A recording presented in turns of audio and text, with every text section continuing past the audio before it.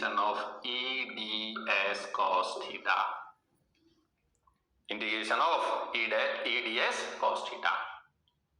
अब इसमें इसका मतलब क्या है? इसका मतलब है कि ऐसे ऐसे जो ds यहाँ पे कंसीडर किए हैं आप हर जगह कंसीडर करके और सभी का फ्लक्स, हर सरफेस का फ्लक्स निकाल लो और साहब जब वो फ्लक्स निकल जाए उसको जोड़ देना और जोड़ दोगे तो नेट आंसर आ जाएगा। एक बच्चा बोला सर ये तो चलो ठीक है, फिर लिमिट कहां से कहां तक जाएगी? तो बात को समझना बेटे, यहाँ पे हम लोग बॉडीज के साथ डील करेंगे तो बॉडीज के अंदर लिमिट नहीं होती है। जैसे कोई गोल सरफेस आ गई, इसकी लिमिट क्या डालूंगा? इनिशियल टू फाइनल क्या डलेगी? तो दैट्स वाई हम लोग जब यहाँ पे बॉडी के साथ डील करते हैं बेटे तो इस इंटीग्रेशन के सिंबल के ऊपर ये सर्कल लगा देते हैं। इसका मतलब हो गया अब ये सरफेस इंटीग्रल है, मतलब ये पूरी बॉडी का इंटीग्रेशन है। बात समझ में आई है? जो e की वैल्यू रहेगी, अगर कांस्टेंट है वो ds के लिए कांस्टेंट है, e बाहर आ जाएगा और ये इंटीग्रेशन ds पे चढ़ जाएगा, ये इंटीग्रेशन ds के ऊपर आ जाएगा। बात समझ आई है? तो कुल मिलाकर के ये है बेटे कि जो असली फॉर्मूला फ्लक्स का निकल के आया मार्केट में वो आया surface integral of E dot ds, या होल इंटीग्रल भी बोल देते हैं, ई डॉट ds। ये सर्कल आपको समझ में आना चाहिए क्यों लगा है? क्योंकि फर्स्ट टाइम आपके सामने इंट्रोड्यूस हुआ है यार। ये इस वजह से लगा है क्योंकि सरफेस को डील किया जाएगा, सरफेस की लिमिट नहीं होती है, तो दैट्स व्हाई इंटीग्रेशन होल लगा देते हैं। बात समझ में आती है? ये असली फॉर्मूला है। फिर बच्चा बोला ये तो दोनों इसके बेटे हैं, ये छोटा है ये बड़ा बेटा है। देख एक बात को समझना, अगर ds आपको पता है, चाहिए डी स्मॉल एलिमेंट अगर तू यहां पे कंसीडर कर लेता तो स्मॉल एरिया जोड़ता जोड़ता क्या s बन जाता? हाँ सर, तो यहां s बन जाता, ये हो जाता e डॉट s और इंटीग्रेशन ds जुड़ा है, जब s बनाया तो ये होता है यही फॉर्मूला आ गया e डॉट s या e इंटू s। ये फॉर्मूला सेम है, कहीं आप इनको डिफरेंस मान लो ना। ये किसके बीच का एरिया है? वो एंगल है, ये e और s का एरिया नॉर्मल का, ये रहा। यहाँ पे एरिया नॉर्मल में इसमें 0 का एंगल है, तो जब यहाँ cos 0 रखेगा तो यही आ जाएगा। तो आप ये मत सोचना कि ये अलग फॉर्मूला होता है, ये अलग है वो अलग है, नहीं साहब, वो असली है, वो जन्नत है। ये क्या है? जन्नत है साहब, ये फॉर्मूला नहीं है, ये जन्नत है। असली फॉर्मूला यही है, phi equals to integration of या surface integral of E dot ds या whole integral of E dot ds, वो असली है। उसका ही स्पेशल केस ये है और इसका स्पेशल केस ये है, तो असली वही निकला। बात समझ में आई है? तो आप लोग ना स्क्रीन को रोक के ये फिगर बनाओ पहले, जैसे पेज पे बनाओगे तो इस फिगर के सामने ये लिख देना, फिर उसके नीचे ये फिगर बनाना, उसके सामने ये लिख लेना, फिर वो फिगर बनाना, उसके सामने ये लिख लेना। सामने लिखना, नीचे मत लिखना। बात समझ में आई है? तो स्क्रीन को रोको और नोट कर बेटे, एक बार लिख लिया। अब उसके नीचे लिख बेटे, छोटी छोटी बातें लिख लेते हैं।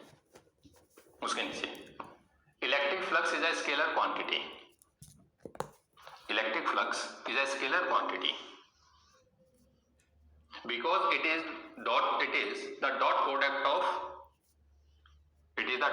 of two vector quantities। Area vector consider हुआ है बेटे, ठीक है ना, क्योंकि आपको मैंने स्टार्टिंग में बता दिया था कि यहाँ पे खेल ही एरिया का है कि आप उस एरिया को कैसे रख रहे हो, मतलब उसका डायरेक्शन कंसीडर करना जरूरी था। तो कैसी क्वांटिटी है? स्केलर है। अगर क्वांटिटी स्केलर है बेटे तो it can be positive, negative और जीरो, ठीक है। तो उसके नीचे वाली लाइन में लिख दो नेक्स्ट मार्क करके कि it can be positive, negative और जीरो। इन तीनों का हम एग्जांपल अभी लेंगे। एसआई यूनिट बोल क्या बन जाएगी? तो यहां से बना दे एसआई, क्या बनेगी? ये न्यूटन पर कूलम है और ये मीटर स्क्वायर है, तो Newton per coulomb metre square. Clear है? एक दूसरी बनाना चाहो तो इससे बन जाएगी dV/dr से जो बताई थी, वोल्ट पर मीटर।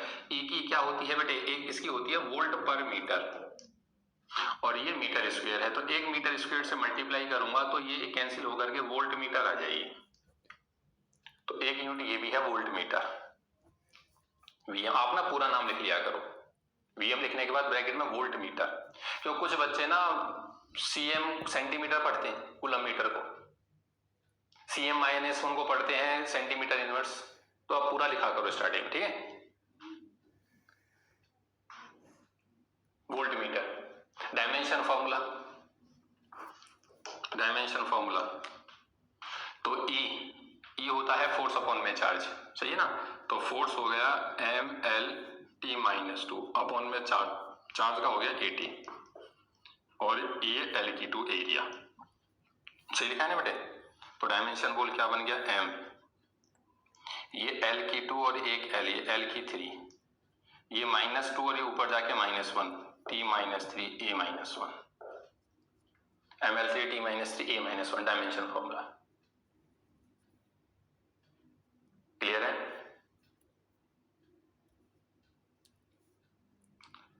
अब यहाँ पे कंसेप्ट ये लिख लेते हैं बेटे, it can be positive, negative और जीरो लिखा है ना आपने, ठीक है। इसको एलेबोरेट कर लेते हैं थोड़ा सा, ठीक है। तो आप ना लिख सकते हो examples of positive, negative and zero flux.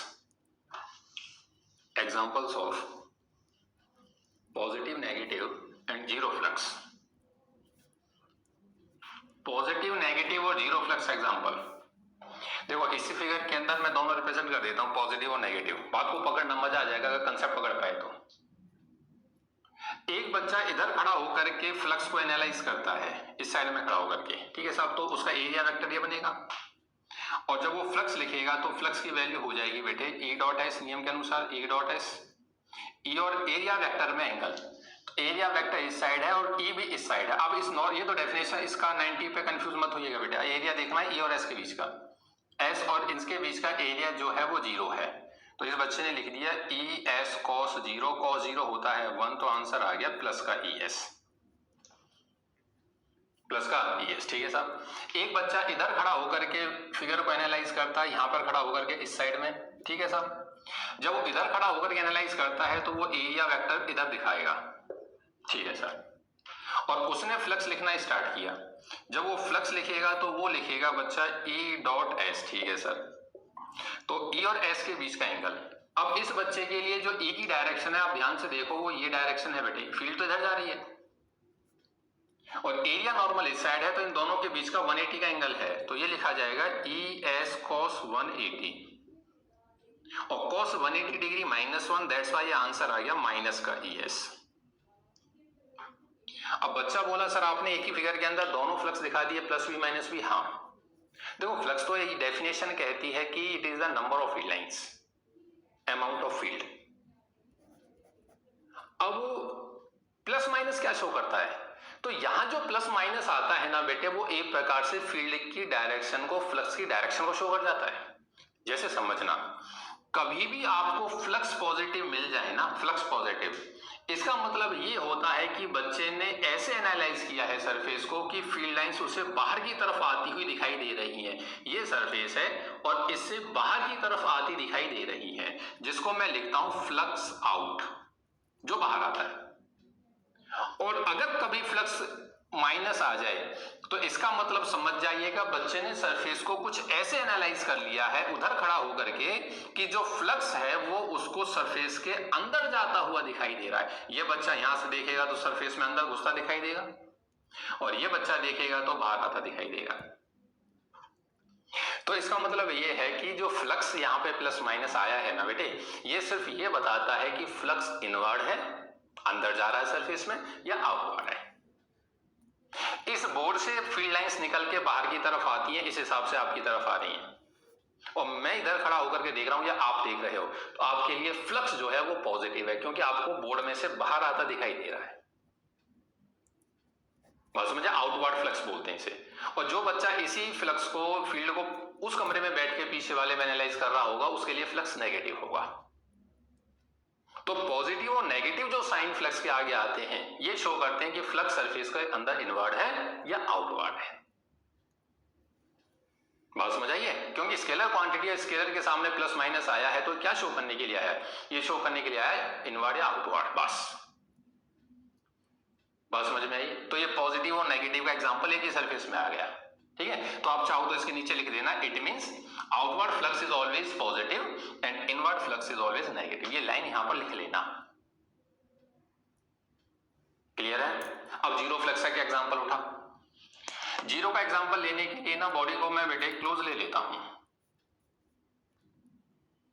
Close body consider कर लेते हैं। और सबसे प्यारी बॉडी हमारी जो क्लोज बॉडी है वो क्यूब है।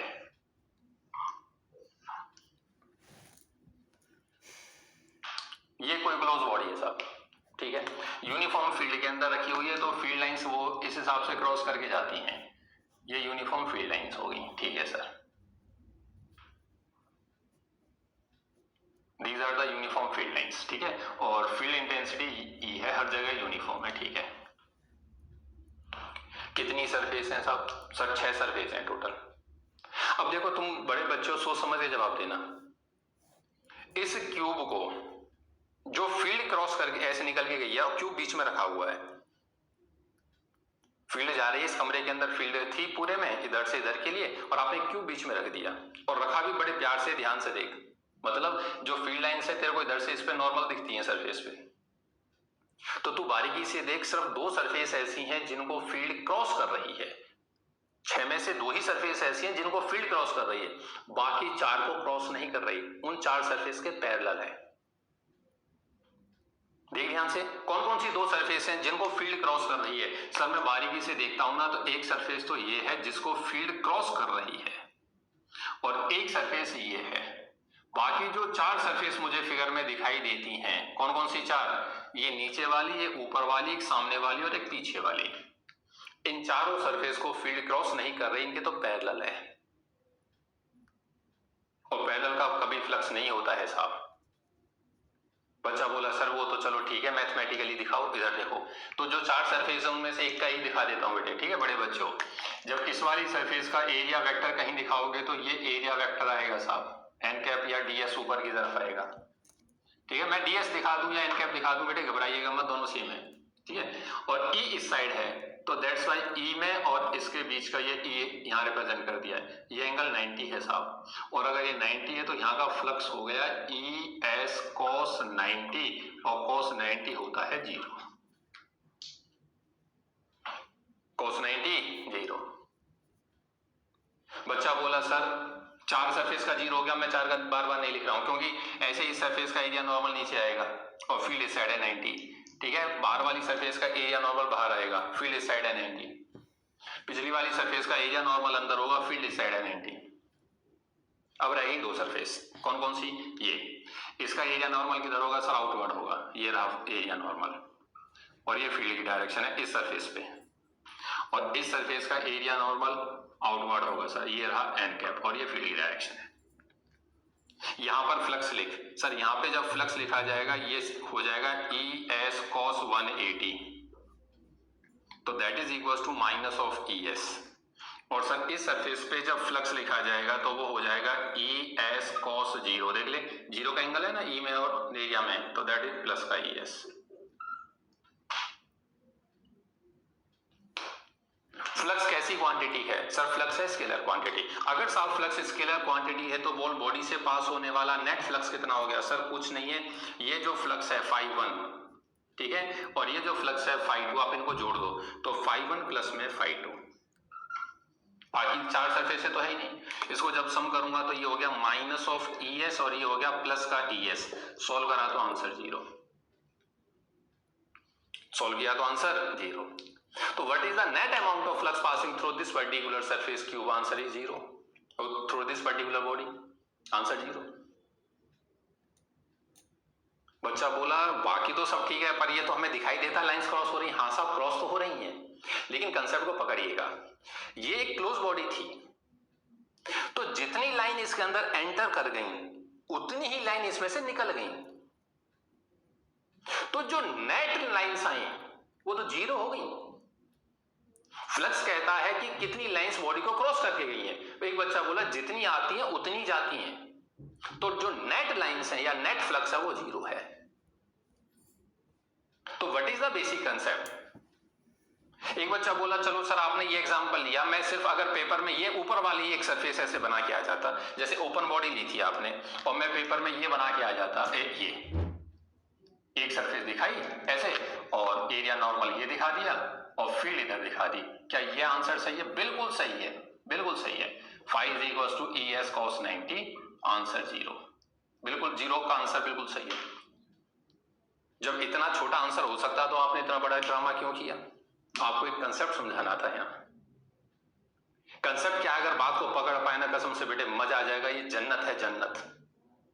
जन्नत क्या है सुन। जब एक क्लोज बॉडी किसी भी शेप की हो, यहां क्यूब लिया है समझाने के लिए, when a close body of any shape is placed in uniform electric field, the net flux passing through it is always 0। ये बात मुझे रात में 2 बजे भी याद होनी चाहिए। ये कंसेप्ट नहीं है साहब, ये जन्नत है। When a close body of any shape,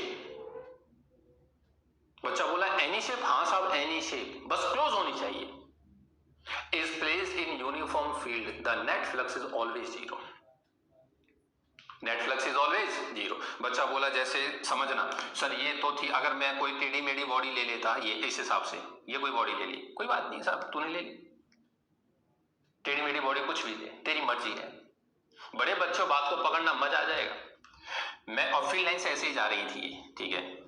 मैंने क्या काम किया बेटे, अब दिमाग लगा के यहां पर एक एरिया कंसीडर कर लिया, दिमाग लगा के ध्यान से समझना, ये एरिया कंसीडर कर लिया एक, मतलब इसको 2 में हिस्से में ऐसे काटा, बीच में से एक हिस्सा इधर एक इधर। अब ये कॉमन सेंस कहती है, ध्यान से समझना, अब ये 2 में डिवाइड हो गई, एक ये और एक ये वाली। अब ये कॉमन सेंस कहती है कि इस एरिया को जितनी लाइंस इधर से पास कर रही हैं, कितनी लाइंस दिखाई है मैंने? 5। तो तू ध्यान से देख, इस सरफेस में भी 5 ही निकल रही हैं, इस सरफेस से भी कितनी निकलती हैं? 5। तो कहने का मतलब किसी भी शेप की बॉडी हो, जितना इनकमिंग फ्लक्स होता है उस बॉडी का उतना ही आउटगोइंग होता है, जितना उस बॉडी का इनकमिंग है उतना ही उस बॉडी का आउटगोइंग है। तो दैट्स व्हाई नेट फ्लक्स जो निकल के आया वो क्या आता है? 0। अगर सरफेस कर्व आ जाती है ना, तो हम उसका प्रोजेक्शन ले लेते हैं बेटे, ठीक है ना, उस सरफेस का प्रोजेक्शन उठाते हैं, तो प्रोजेक्शन इतना प्यारा आता है हमेशा, ये वाली कंडीशन ऐसे दिखाई देगा नॉर्मली, और वहां से बात पकड़ में आ जाती है कि जितना देखो, ये लाल वाले को जितना इधर से आएगा वो लाल से इतना इधर जाएगा, और लाल से जितना इधर गया, ये कॉमन सेंस कहती है उस बॉडी को ही पास करेगा। कहीं से भी करो, करना तो बॉडी को ही पास है।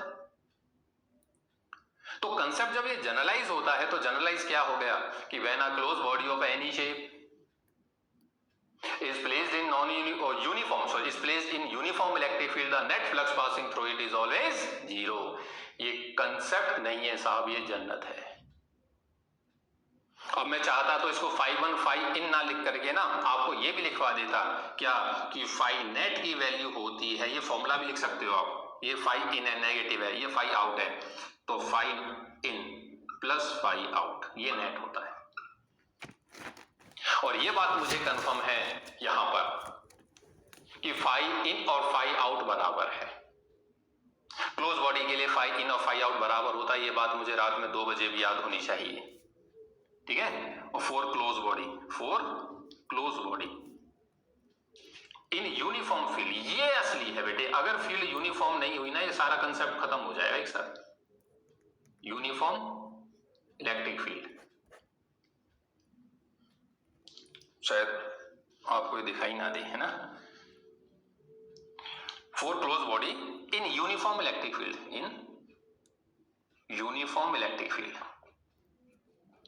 phi in हमेशा बराबर होता है phi out के। ये बात रात में 2 बजे भी याद होनी चाहिए। बॉडी क्लोज हो, फील्ड यूनिफॉर्म हो, बस क्लियर है। तो जो भी आपको दिखाई देता है बोर्ड के ऊपर, आप उसको लिख लो। इस जो भी लिखा है ना आपने, ये फिगर बनाई है, उसके नीचे आप कंसेप्ट डाल के लिख दो, कंसेप्ट लिख दो कि when a close body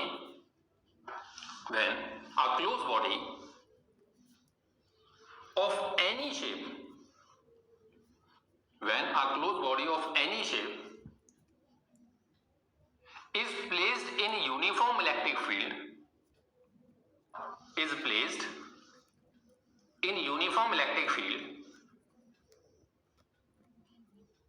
the net amount of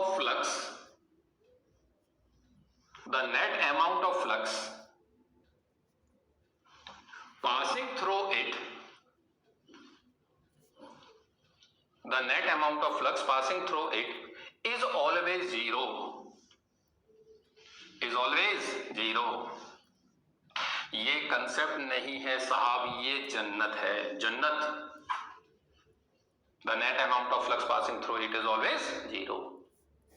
ठीक है बेटे, तो जो फॉर्मूला मेरे पास आ जाता है phi in plus phi out, phi net is equal to phi in plus phi out, phi in plus phi out मतलब phi net is equal to phi in plus phi out, और शर्त ये है कि फाई इन और phi out बराबर होता है। क्लियर है? अब इसके ऊपर ना एक कंसेप्चुअल क्वेश्चन देख बेटे, इस जो आपने कंसेप्ट लिखा है ना, आपको ये अंदाजा होगा कि कंपटीशन पॉइंट ऑफ व्यू से या सीबीएसई इनको कैसे पूछ सकती है। तो कंपटीशन में तो ये जन्नत है साहब, बहुत पूछा गया है, लेकिन सीबीएसई ने अभी तक यहां से एक भी क्वेश्चन नहीं पूछा है जो मैं आपके सामने समझा। ठीक है बेटे, पर ये गारंटी है कि कभी ना कभी पूछेगी जरूर, क्योंकि अब फिजिक्स के अंदर जो सीबीएसई का लेवल है ना बेटे, वो हल्का नहीं है। ये यूनिफॉर्म फील्ड है। ठीक है, मैं एक ही फिगर में 2-3 एग्जाम्पल उठा लेता हूं। ये यूनिफॉर्म फील्ड है सब, ठीक है। इसके अंदर ये बॉडी रख दी, ये बॉडी है, हेमिस्फीयर ले लेता हूं। ठीक है, आप ना एक क्वेश्चन बना दो, इसमें क्वेश्चन बना दो, calculate the electric flux passing through the shaded portion, shaded curved portion लिख देना, शेडेड कर्व्ड पोर्शन, बस इतना लिख लो। बताइए कितना फ्लक्स पास होगा। जो फील्ड है बेटे वो यूनिफॉर्म ई है, और इसका एरिया मैं आपको दे देता हूं आर, ओ सॉरी एरिया कह रहा हूं, रेडियस, रेडियस क्या दे देता हूं आर। कहता है कर्व्ड सरफेस से कितना फ्लक्स पास होगा ये बता दो। ठीक है साहब, अब मैंने बारीकी से देखा बॉडी क्लोज है, ये बॉडी क्या है, क्लोज है, ये वॉल्यूम कवर करे बैठी है। हाँ, जब ये वॉल्यूम कवर करे बैठी है, ये बॉडी क्लोज है, ठीक है। मैंने क्या काम किया, कंसेप्ट को पकड़ना, उसने जानबूझ के मेरे से बोला है कि फ्लक्स बताओ जो यहां से क्रॉस होकर के जा रहा है, ये फ्लक्स बताओ जो यूनिफॉर्म कर्व्ड सरफेस से क्रॉस हो रहा है, ये वाला फ्लक्स है ये मेरे को। ये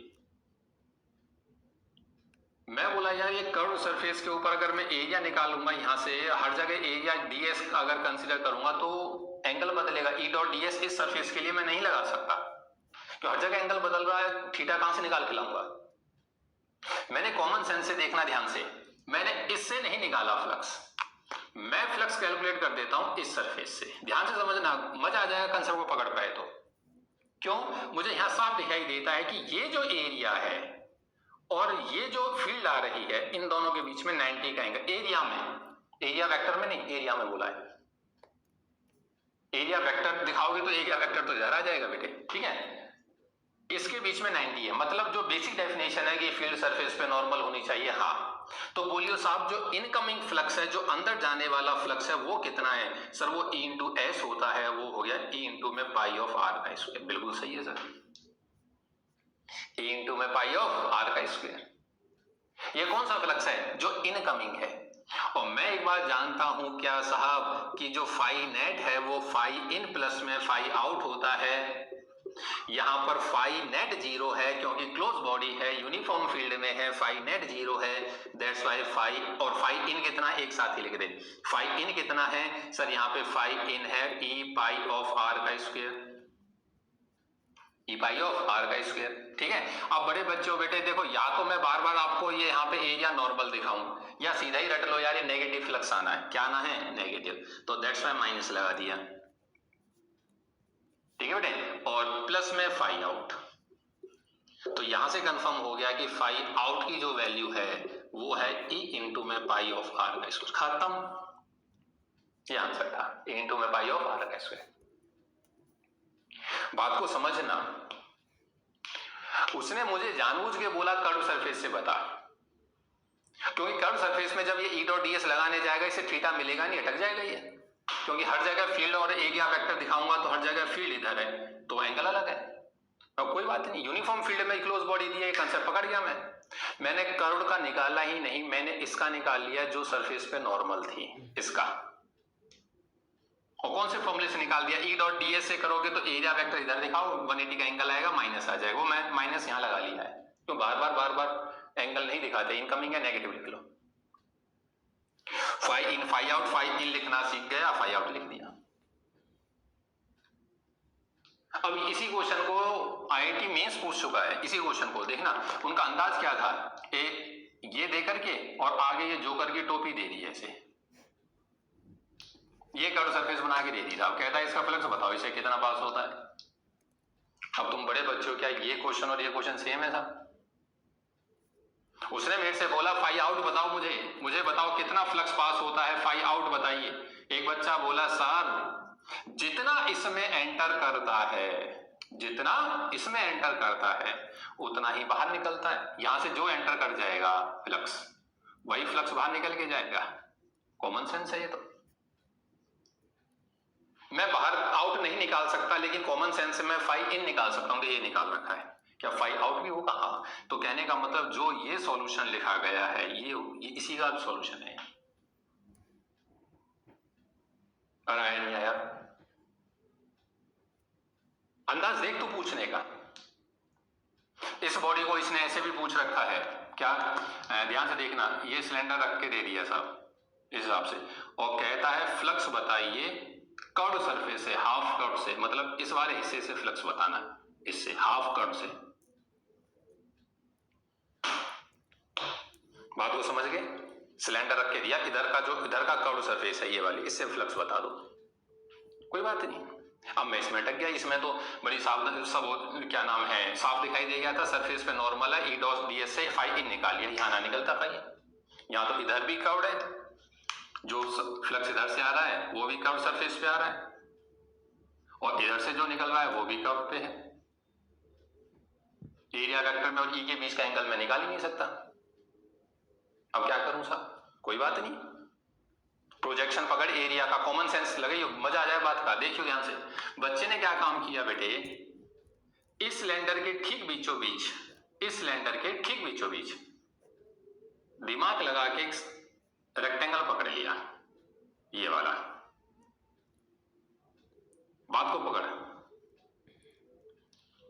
रेक्टेंगल ठीक बीचों बीच, जैसे ये आपका ये क्या नाम है, ये सिलेंडर था पूरा, और इसको मैं बीच से काट दूं सिलेंडर को, तो आपके पास कुछ ये चीज बच जाएगी, ये बीच से काट दो या एनालाइज करो, सही है ना, ये वाला। तो ध्यान से देखिए, ये रेक्टेंगल है, ये चीज, और रेक्टेंगल ये डायमीटर हो गया, ये हाइट हो गई, तो डायमीटर हो गया 2r और हाइट हो गई h। अब कॉमन सेंस से बात को पकड़ना, ये कर्व ऐसे था, मैंने आधा काट के फेंक दिया, अब ये जो सरफेस बची है क्या ये नॉर्मल आ गई है फील्ड पे? हाँ सब। अब ये कॉमन सेंस कहती है कि इस रेक्टेंगल को जितना फ्लक्स क्रॉस कर रहा है वही तो फाई इन है, क्योंकि इधर वाले में भी वही आया होगा और इधर से जो निकला होगा वही निकला होगा। तो मैंने कॉमन सेंस लगाई और कॉमन सेंस लगा करके ये वाला कंसेप्ट पकड़ लिया। बात समझ में आई है? तो जब ये कंसेप्ट पकड़ लिया तो साहब फाई इन और फाई आउट, उसने फाई आउट पूछा था मेरे को, तो फाई आउट की वैल्यू डायरेक्ट सीधा लिखी, पॉजिटिव फ्लक्स आना है, ठीक है। तो E इंटू में एरिया कितना 2RH, 2R तो ये वाली चीज हो गई और H हाइट हो गई, डायमीटर की मल्टीप्लाई किससे हो गई? हाइट से, 2R इंटू H। अरे हाँ तो बोल, तो यूनिफॉर्म फील्ड के अंदर वो आपको एरिया दे दे तो आपको कुछ नहीं करना, कॉमन सेंस से एक ऐसा प्रोजेक्शन, एक ऐसा एक कंसेप्ट पकड़ना है, एरिया पकड़ना है जो फील्ड पे नॉर्मल हो, वहां से कंसेप्ट उठाना है। इस चीज को तो इस पे भी बना दे, क्यूब के ऊपर बना, सॉरी क्यूब कह रहा हूं, क्यूब तो करा दिया ना, कौन पे दे सकता है, कौन के ऊपर, ये कौन दे दिया साहब, H हाइट का, कहता है हाफ कर्व से बता दो, इससे मुझे फ्लक्स बताओ कितना पास होगा। बच्चा बोला अब तो मैं कंसेप्ट पकड़ गया साहब, इसको काट बीच में से दो हिस्से कर इसके, जैसे तू बीच में से इसके दो हिस्से करेगा ना, बीच में से दो हिस्से, ठीक है, तो कुछ कंसेप्ट ये आ जाएगा इसका, ये एक यहां पे ट्रायंगल सेट होगा, दिमाग लगा के देख, काट बीच में से, दो हिस्से कर दे, एक ट्रायंगल सेट होगा, उस ट्रायंगल के अंदर ये वाली साइड, इस हाइट को h मान लेता हूं और ये डायमीटर 2r हो गया। तो बोलियो कितना फ्लक्स पास हो रहा है, आउट कितना आ रहा है, तो फाई आउट E इंटू में area half base into height, तो आंसर हो गया ERH। ERH और आया नहीं आया? तो यूनिफॉर्म फील्ड के अंदर वो कैसी भी बॉडी दे दे, कॉमन सेंस लगा करके, फाई इन पूछे फाई आउट पूछे, फाई आउट पूछे प्लस छोड़ देना, फाई इन पूछे माइनस छोड़ देना।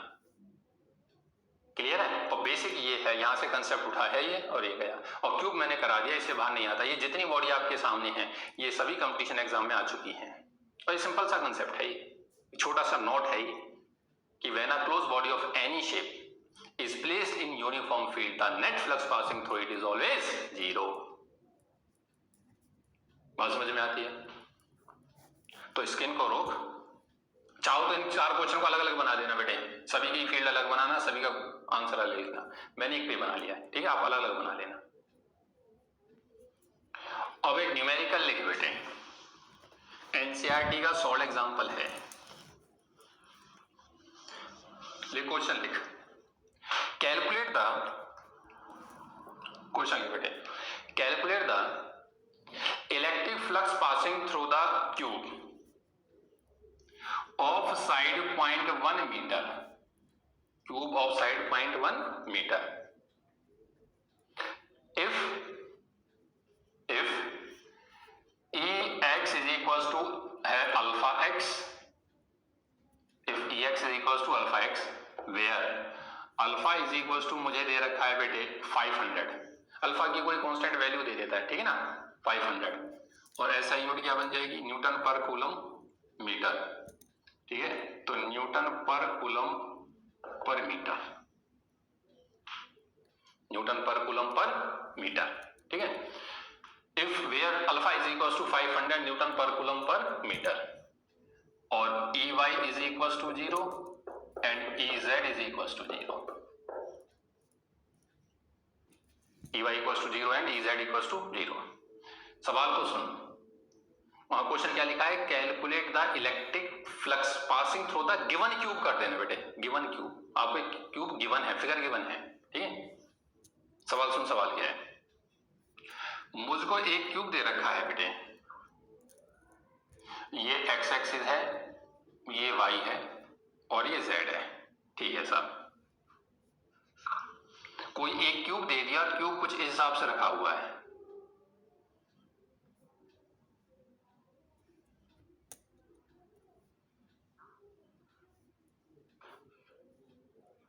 ये क्यूब है,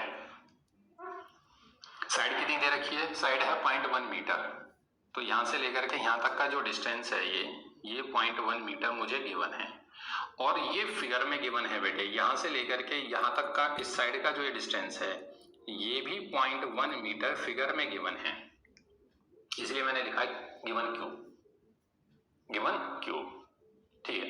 आपको ये क्यूब गिवन है बेटे, और उस क्यूब से फ्लक्स बताइए जहां Ex की वैल्यू ये है और EY EZ 0 है।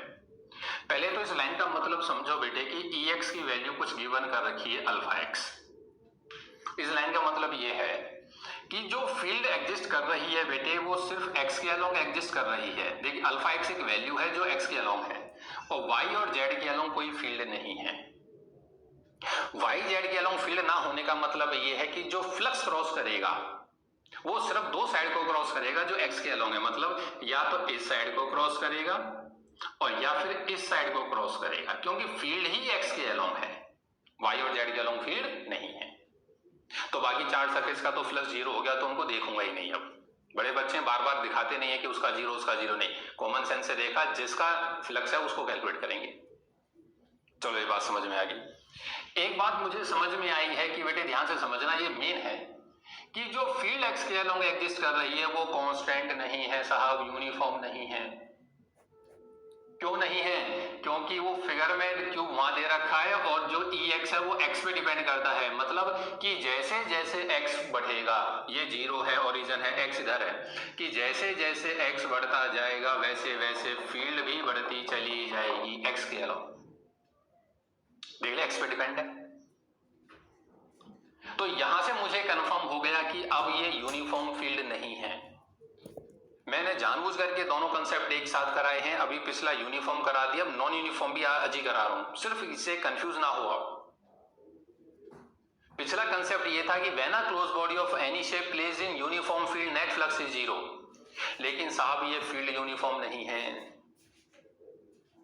ये फील्ड यूनिफॉर्म नहीं है। और अगर फील्ड यूनिफॉर्म नहीं है तो फिर आप कैलकुलेट करिए, 0 आंसर मत लिख देना। कैलकुलेट करने का तरीका मैं जानता ही हूं साहब। दो सरफेस दे रखी है, दोनों पे एरिया नॉर्मल दिखा दिया, इस सरफेस का इधर होगा, इसका इधर होगा। और नहीं भी दिखाता तो मैं जानता हूं यहाँ इधर का फ्लक्स नेगेटिव होगा, उधर का पॉजिटिव होगा, क्योंकि फील्ड की डायरेक्शन x के अलोंग है। फील्ड x के अलोंग है, ये डायरेक्शन है और ये डिपेंड करती है x पे, वो ये है। फील्ड किस साइड है साहब? फील्ड x के अलोंग है, ये रही फील्ड, ऐसे है। यहाँ का एंगल, यहाँ पे थीटा की वैल्यू 180 बनेगी और यहाँ पे थीटा की वैल्यू 0 बनेगी। लिखना चाहो लिख दो, कंपल्सरी एंगल। तो मैं फाई इन और फाई आउट दोनों कैलकुलेट कर लेता हूं। बोल फाई इन कितना हुआ? फाई इन। तो अगर मैं यहां से फाई इन लिखता हूं बेटे, ठीक है, बड़े बच्चों सीधा ही चलो लिख देते हैं यार, E डॉट ds। क्लियर है? E की वैल्यू क्या है? E की वैल्यू है अल्फा x, ठीक है बेटे। और ds बड़े बच्चों जब इसका वो करोगे, एरिया इंटीग्रेट करोगे, ठीक है, पहले से एंगल ही लिखिए तो that is equals to E ds cos 180। ये स्टेप सही है, ठीक है। cos 180 का -1 बाहर आ गया, integration of EDS, integration of EDS, ठीक है, that is equals to minus of integration E की वैल्यू है अल्फा x, अल्फा x, और ds का इंटीग्रेशन करूंगा तो s, ds का इंटीग्रेशन करूंगा तो s, और ये एरिया बनेगा बेटे। तो देख फिगर में ये 0.1 दे रखा है, तो 0.1 का स्क्वायर करोगे, वो 0.1, ये साइड 0.1, ये भी साइड 0.1, तो ये 0.1 का स्क्वायर हो गया। और x ये ओरिजिन है, x यहां से ओरिजिन से बढ़ता है, तो तू ध्यान से देख, x की वैल्यू भी 0.1 दे रखी है साहब, सही है। x की वैल्यू क्या दे रखी है? 0.1, सॉरी इसको भी ds ही रखना है बेटे, ठीक है, नहीं इंटीग्रेशन हटाना पड़ेगा। तो that is equals to minus alpha x और ds का इंटीग्रेशन कर दिया s, ds का इंटीग्रेशन s, ठीक है। अब वैल्यू डाल दे, this is equals to minus alpha की वैल्यू मुझे 500 दे रखी है, x की वैल्यू उसने मुझे 0.1 दी है, और s की भी करूंगा तो 0.1 का स्क्वायर हो जाएगी, ठीक है। तो 0.1 का स्क्वायर का मतलब ये 1/1000 हो गया बेटे ना, 1/1000 करूंगा तो ये 0.5 बचेगा। तो फाई इन की जो वैल्यू मेरे पास निकल के आ गई वो आ गई माइनस ऑफ 0.5, माइनस ऑफ 0.5 या 0.5। क्लियर है विद SI यूनिट, ठीक है। फाई आउट लिख दो, फाई आउट। तो बड़े